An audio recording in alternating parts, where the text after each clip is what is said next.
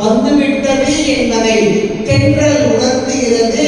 மாறுதத்தின் தன்மையை கண்ட மாத்திரத்திலே ஆஹா வசந்த உற்சவம் இறைவன் பெருமான் அங்கே ஆழித்தேரிலே உலா வருகிறாரே, அவரை வீதிவிளக்கராக காண வேண்டுமே என்று ஆர்வம் எழ செய்த சத்தியத்தை மறந்து அங்கிருந்து புறப்படுகிறார்.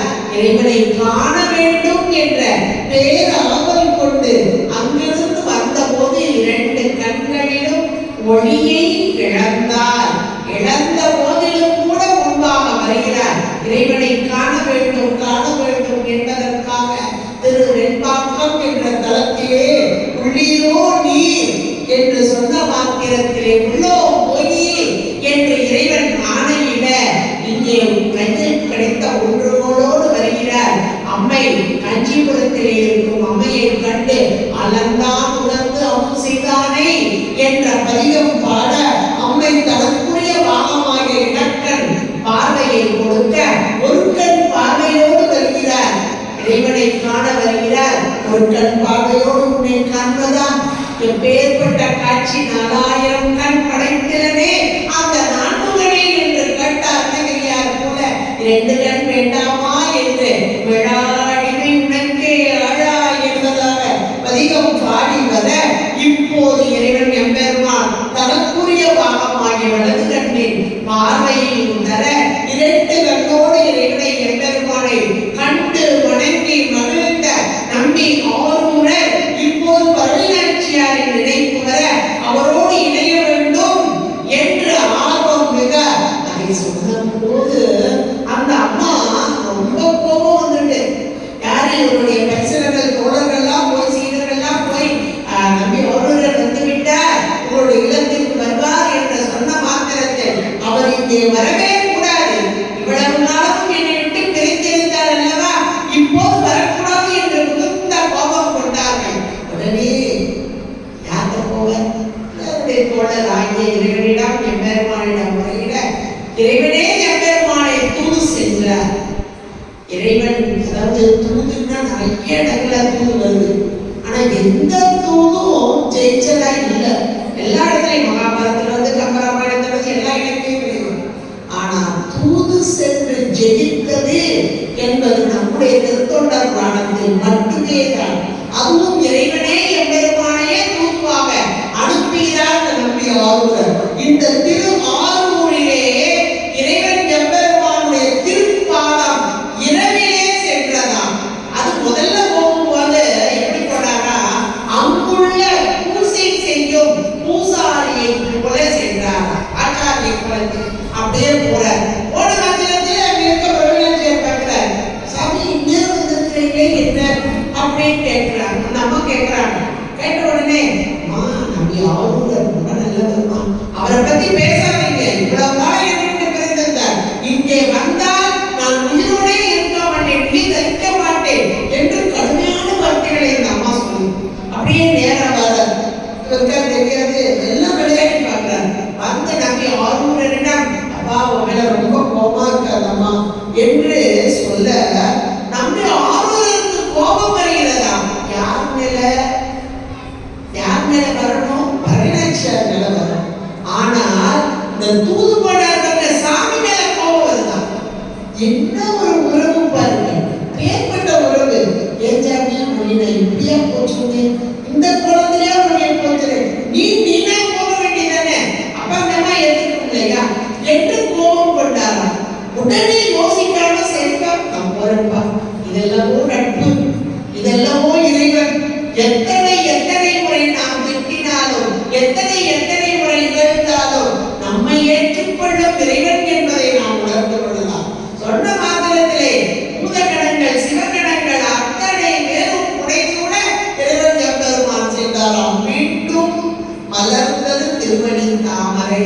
மீனாட்சி சுந்தரம் பிள்ளை அவர்கள் எழுதுகிறார்கள், இந்த திருவாரூர் வீதியிலே இரவிலே மலர்ந்தது திருமணி தாமரை. மலர் அந்த தாமரை மலர் பகலிலே மலர வேண்டும், ஆனால் இரவெல்லாம் மலர்ந்தது என்று ஒரு காலத்திலே இந்த திருவாரூர் வீதியிலே செருப்பு போட்டு நடக்க மாட்டார்கள். இப்பதான் மாறிட்டு, ஏன்னா இறைவன் நடந்த வீதி என்பதால் செருப்பு போட்டு காதலை அணிந்து கொண்டு நடக்க மாட்டார்களாம். அவ்வளவு பெருமை உடையது திருவாரூர். இறைவனுடைய திருப்பாலம் பட்டது. அந்த மாத்திரம் தெரியுமா, எம்பெருமானை நீதான் தெரிகிறோ என்று இந்த அம்மையார் கண்ணீர் மல்க இறைவனுடைய திருவடி அப்படியே போய்விட்டதா. தாங்கள் என்று தெரிந்தால் நான் இப்படியெல்லாம் செய்திருக்க மாட்டேனே என்று வருந்தியதாம். இப்ப இறைவனுடைய திருவடி தானே தூது சென்று வெற்றி பெற்றது நம்முடைய இறைவனே. அப்படியாக இங்கே நம்பி ஆளுநரும் அவிநாச்சியாரும் சேர்ந்து இல்லறத்திலே வாழ்ந்து கொண்டிருக்கிறார்கள். இப்படி வாழ்ந்த காலத்திலே பக்கத்தில் உள்ள ஒரு தலம் அம்பர் மகாலம். இந்த தலத்திலே வாழ்ந்தவர் சோமாசிமார நாயனார் என்ற ஒரு நாயனார். சோம யஜ்ஞம், ஒவ்வொரு வாரமும் திங்கட்கிழமை தோறும் யஜ்ஞம் என்று சொல்லக்கூடிய வேள்வி செய்வாங்க. அப்படி வேள்வி செய்தவர்கள் அதனால் சோமாசிமார நாயனார் என்று அழைக்கப்படுகிறார். அப்படி செய்யும் போது இவருக்கு இவர் வாழ்ந்த காலத்தில் நம்மை ஆளுநருடைய காலம், அவருக்கு தூதுவளை கீரை என்றால் மிகவும் பிடிக்கும். பொதுவாக யோக நுட்பத்தில் இருப்பவர்கள் சாப்பிட வேண்டிய கீரை தூதுவளை கீரை. இந்த தூதுவளை கீரையை தினத்தோடு அங்கிருந்து அனுப்புவாங்க. அமர் மாகாணத்துல இருந்து திருவாரூருக்கு அனுப்புவாங்க. இந்த அம்மாவும் சமைச்சு கொடுப்பாங்க. ஒரு நாள் கேட்கிறார், யார் கொடுக்கிறார்கள் தினந்தோறும் என்று கேட்க, பக்கத்தில் உள்ள சோமாசிமார நாயனார் என்பவர் தான் கொடுத்திருக்கிறார் என்று சொன்ன மாத்திரத்திலே இங்கே அவரை நான் சென்று பார்த்து வருகிறேன் என்று வருகிறார். வந்தபோது இரண்டு பேரும் விளாண்டாகிறார்கள். அப்போது இவர் கேட்கிறார், நம்பி ஆளுநர் தங்களுடைய விருப்பம் என்ன என்று சொல்ல, சோமாசிமார நாயனார் சொல்ற, ஒவ்வொரு நாளும் ஒவ்வொரு வாரமும் திங்கட்கிழமை அந்த வேள்வி செய்வார். இந்த வேள்விக்கு அபிர்வாகம் கொடுப்பாங்க. நீங்களே பார்த்துருப்பீங்க. அப்ப ஸ்வாஹா அப்படின்னு கொடுப்பாங்க. அது ஒவ்வொரு தெய்வத்தையும் கூப்பிட்டு அவங்களுக்குள்ள அபிர்வாகம். அப்படி கொடுக்கும் போது இங்கே உள்ள திருவாரூரில் உள்ள யாகேந்திர பெருமானுக்கு அபிர்வாகம் கொடுக்கும் போது அவரே நேரில் வந்து பெற்றுக் கொள்ள வேண்டும். என்ன ஒரு ஆசை பாருங்களேன். நம்மளால கேட்க கூட தெரியாது, என்ன கேட்கறது தெரியாது. எவ்வளவு ஒரு அருமையாக கேட்கிறார். இவரே வந்து நேரில் பெற்றுக் கொள்ள வேண்டும் என்று சொல்ல, உடனடியாக நம்பி அவரோட யாகேந்திர பெருமானிடம் சென்று வணங்கி கேட்டுக் கொள்கிறார்.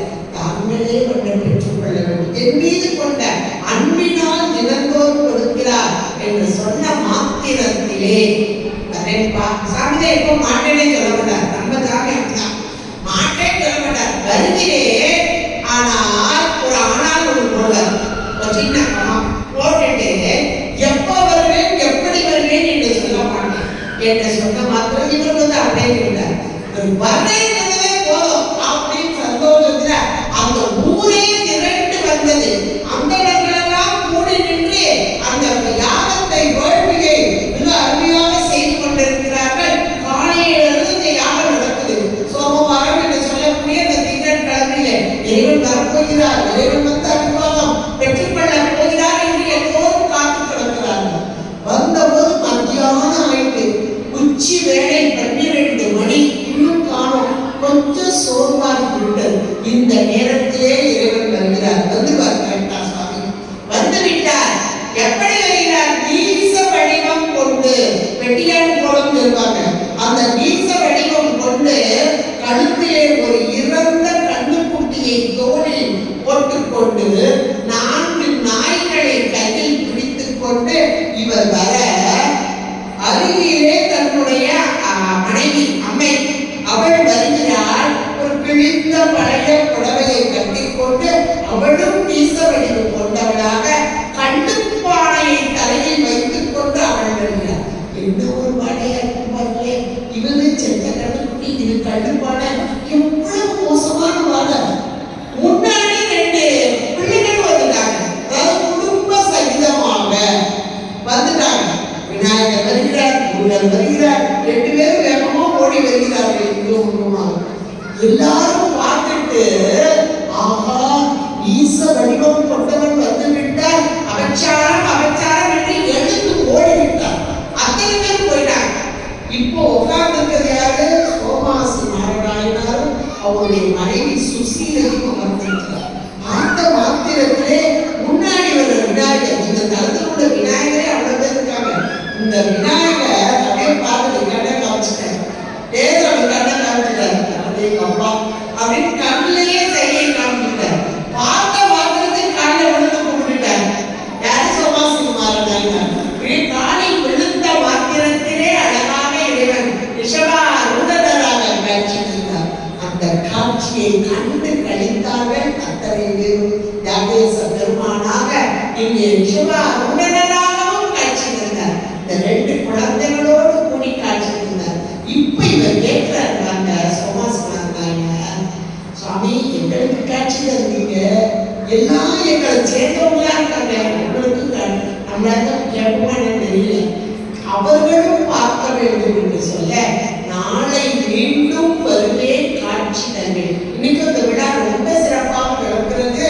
காட்சி தந்த நாயகராக இறைவன் பெருமாள் காட்சி தர மறுநாள், அந்த மறுநாளும் மீண்டும் காட்சி, மக்களுக்கெல்லாம் காட்சி தரக்கூடிய அற்புதமான ஒரு திருவிழாவாகவே நடக்கிறது என்றால் இந்த தியாகேச பெருமானின் தியாகம், உயிர்களின் பொருட்டு செய்யக்கூடிய நன்மை, அதான தியாகம். உயிர்களாக நம்மின் பொருட்டாக செய்யக்கூடிய அற்புதமான ஒன்றை நாம் உணரலாம்.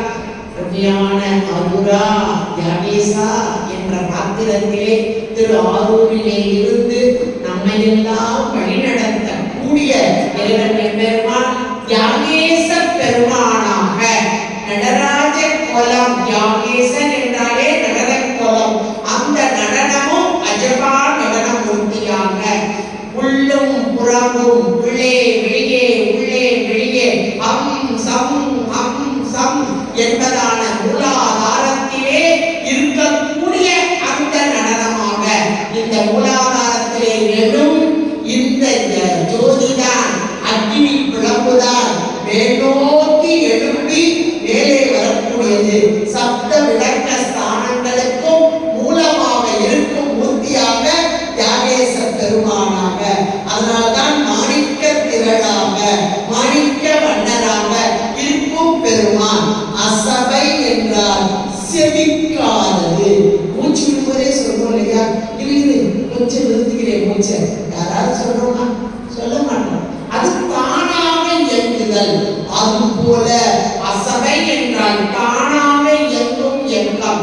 இந்த இயக்கம் எப்படி நிகழும் என்றால், என்றைக்கு இந்த ஆரூரன் மூலமான அந்த பெருமானுடைய அருள் கிடைக்கிறதோ அன்றைக்கு அசபை என்ற அந்த ஒரு நிகழ்வும் வந்து அதன் மூலமாக இங்கே குண்டலினி மேலே எழுப்பப்பட்டு ஒவ்வொரு இடத்திலும் சப்த விடங்கள் என்பது நம்முடைய மூலாதாரத்திலிருந்து மணித்தண்டு என்று சொல்லக்கூடிய இந்த தண்டுதான் ராஜபாட்டை. இந்த ராஜபாட்டை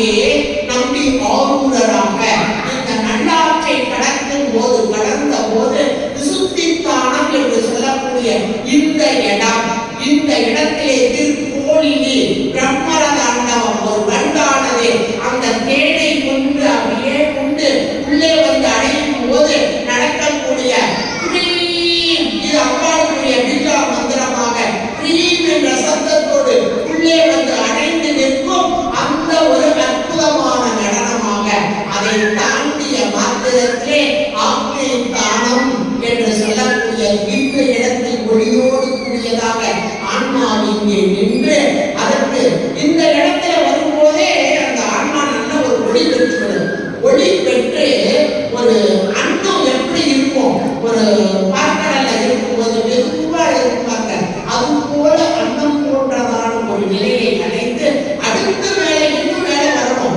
மேலே வரும்போது இந்த இடத்தில் வரும்போது அப்படியே மேலே வந்தது இது வெளியே வரணும்.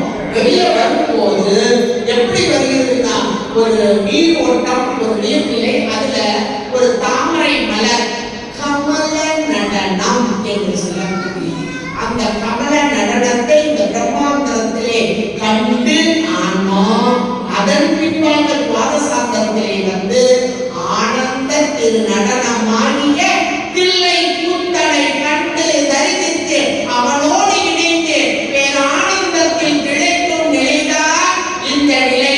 அதற்கு முதல் நிலை ஆரூரனாக யாகேசனாக இருந்து மூலாதாரத்தில் தொடங்கிய ஆன்மாவின் பயணம் ஆனந்த கூத்திலே நிறைவு பெறக்கூடியதாக இந்த பேரானந்த நிலையை நாம் அடைவதற்குத்தான் இந்த பெருமான் இப்படி வீதி விளக்கராக இங்கே அடிக்கு 1000 பொன்கலங்கியவராக செவ்வந்தி தோழராக இங்கே ஆடித்தேரிலே உலவரும் பெருமானாக வருகிறார் என்றால் பக்குவம் பெற்ற ஆன்மாக்கள் மலரட்டும் 1000 மலர் போல் 1000 சூரியன் போல வரும் என்பதை காண்பதற்கு இங்கே பக்குவம் பெற்ற ஆன்மா துடித்துக் கொண்டிருக்கிறது. ஆத்த மாத்திரத்திலே ஒன்று கூடுகிறது என்பதை உணர்த்தும் அருமையான அருளா யாகேசா என்ற பக்குவம் பெற்ற ஆன்மாக்களுக்காக இறங்கி வரும் எம்பெருமான். இதனை உணர்ந்து கொள்ள வேண்டும். நாம் எல்லோரும் உணர்ந்து இறை வழிபாடும் நமக்குள்ளே இருக்கிறது. தேடி கண்டுகொண்டேன் தேடி தேடோனா தேவனை என்னுள்ளே தேடி கண்டுகொண்டேன் என்ற உணர்வோடு இறை வழிபாடு செய்தால் எல்லா நலனும் எல்லா வளமும் பெற்றவர்களாக நாம் வாழலாம் என்று சொல்லிக்கொண்டு அருமையான இந்த நிகழ்வை கண்டு கணித்த அனைவரின் பொற்பாதங்களை வணங்கி நல்ல ஒரு நிகழ்வை இங்கே உங்கள் முன்பாக நிகழ்த்துவதற்கு வாய்ப்பளித்த நிர்வாகத்தை சார்ந்தவர்களுக்கும் முதல் முக்கியமாக ஆர்வலத்திற்கும் மற்ற இந்த நிகழ்ச்சியை நடத்தக்கூடியவர்களுக்கும் நன்றி கூறி எல்லாம் வல்ல இறைவன் பெருமான் தகம்பிரியால் உடன்முறை சங்கர ராமேஸ்வரர் பொற்பாதங்கள் பணிந்து